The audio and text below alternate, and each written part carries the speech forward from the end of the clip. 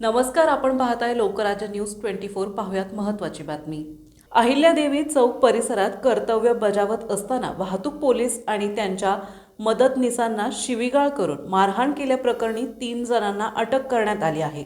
ही घटना 5 जानेवारी रोजी सायंकाळी 7:30 वाजण्याच्या सुमारास पिंपरी येथे घडली। याबाबत पोलीस कॉन्स्टेबल अभिजित चव्हाण यांनी मंगळवारी दिनांक 6 जानेवारी रोजी पिंपरी पोलीस ठाण्यात फिर्याद दिली आहे।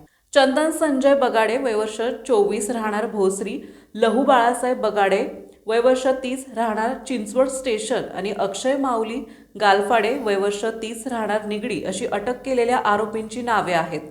पोलिसांनी दिलेल्या माहितीनुसार फिर्यादी आणि त्यांचे वॉर्डन मदतनीस सहकारी काम करत असताना आरोपींनी फिर्यादींना अरेरावीच्या भाषेत शिवीगाळ केली आणि त्यांच्यासोबत असलेल्या वॉर्डनना हाताने मारहाण केली। पिंपरी पोलीस याबाबत अधिक तपास करीत आहेत। महाराष्ट्रातील महत्त्वाच्या आणि ताज्या बातम्या पाहण्यासाठी आजच आमच्या लोकराज्य न्यूज 24 न्यूज चॅनलला YouTube वर सबस्क्राइब करा आणि बेल आयकॉन प्रेस करा।